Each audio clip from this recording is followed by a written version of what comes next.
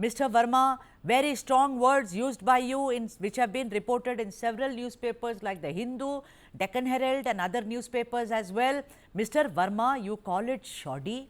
You say you're almost saying this is excuse after excuse. Your opening comment, sir, and then I go to Shashidhara. Sure. Thanks, Sudha, for having me on your panel. Hope I'm audible. Uh, of course, the technical glitches of such nature are unacceptable when you are charging public exorbitantly for fare hike, which itself is unreasonable, and on the top of that, having such technical glitch. So, as Maheshwar Rao ji was mentioning, as you were showing his comments, that those 600 odd cases, whatever he has identified, I think they should make an attempt, first of all, to identify those 600 odd cases and refund all the money back to them. If they are not able to identify those 600 odd cases, I would, strongly recommend BMRCL to refund the whole day of, fare collected from all commuters, declare it as a free You know, commute very, day I mean, and that's, refund. that's what caught my eye, Mr. Verma, when you said that please refund the people because they are not supposed to be responsible for this, Ashish Verma. So, this is what caught my eye this morning. I said, here is someone who's saying technical glitches. Look, I don't believe it, right? Also, secondly, where is the money? Give back the money. Let me come back to you. Yeah. Shashidhara, welcome back to the show and I hope your connection works today. Yesterday we were at a loss, but thank God, so far so good. Shashidhara, tell me something. Are you happy about the kind of, I will not call it a rollback. It's only a reduction. The 70%, the cap that they have put on this, I don't think that still works for the people. And you know what will happen, Shashidhara? In a few days from now, everyone will forget about it. Yeah, good evening, Sudha. Good evening, Hi. Professor Verma. Thank you for having me. Yeah, I think this first of all, this is a very steep hike, and and as a mark of protest today, I am in my car. I'm not going by metro today, right?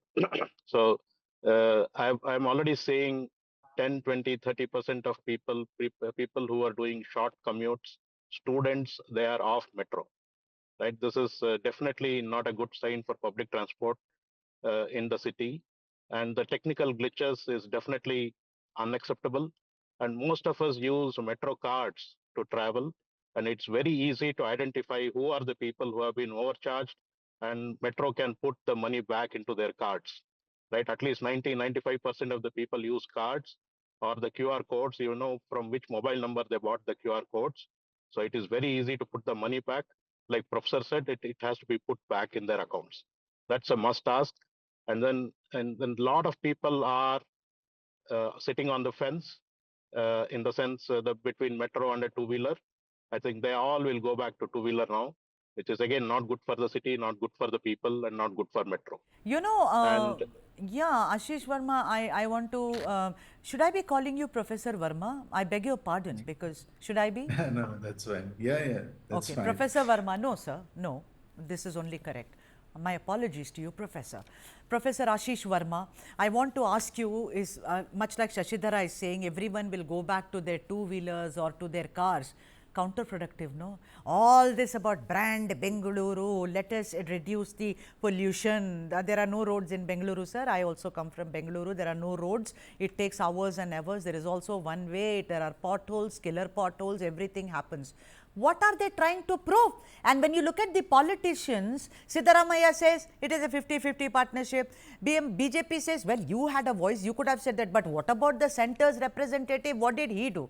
In all this, do you think the BMRCL, if you look at it, Professor Verma, from a very, very scientific point of view, Professor, can they roll it back without saying what they have, that as we are expanding, now it is around 76 kilometer odd, it will go up, we cannot afford it. Yeah.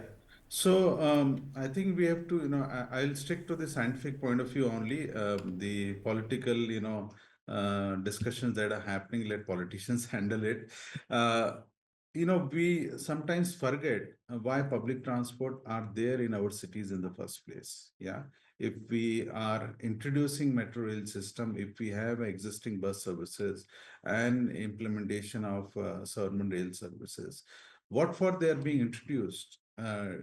If that is not clear, if we forget that, which is to ensure that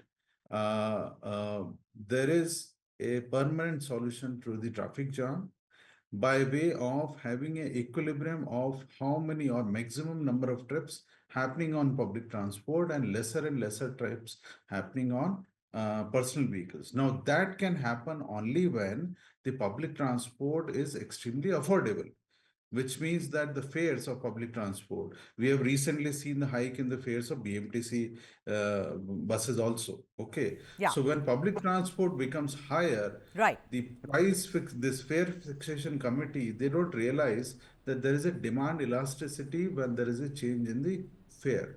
So for a unit change in the fare, there is some level of demand elasticity that exists, which means that there will be a corresponding percentage change, Right. reduction or Okay. increase based on whether the fare is increased or decreased. Right. Okay. If we don't account for that, then we don't know what we are achieving.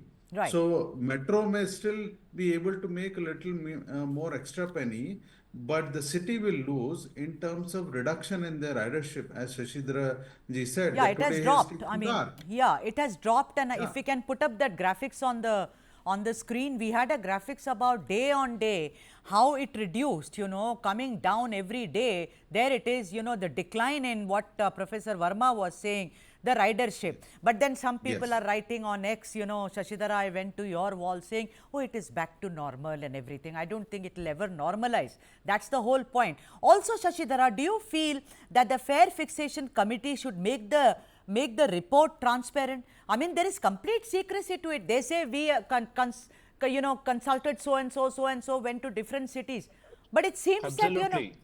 Go on, Shashidhara. Absolutely. They have to be very transparent. And BMRCL as such has been a very opaque organization. They put out the monthly newsletter indicating the progress of their projects, but they never give actual versus planned, which is the fundamentals of any project management. They don't say what was planned and what we have achieved. Right? I have been asking all the MDs, the last 3 MDs, to make the project plan public. Right? They never do that. They have been very opaque, and I have suggested the Metro MD to seek advice from Professor Verma in the past, and they blatantly refused. So it has been running like, I mean, it's not an ISRO or a defense project Right. to maintain secrecy. Right. So they have to be transparent, because end of the day, it is being built using my money, your money, Absolutely. taxpayers' money. Professor And Verma, Professor yeah, Verma, yes. what I also find very surprising is that the whole thing about we have to make money. I'm not against anyone making money, sir. But this Yeah, yes. BMRCL is for the people, sir. It's not So a that's corporate that's entity, no. exactly. By name itself, it is public transport. Yes. It has a social obligation. Governments, whether it is state or central, has a social obligation to provide minimum level of accessibility to all sections of people in society within Bengaluru or whichever city we are talking about, whether it is the poorest of people or the rich people. And public transport plays that role.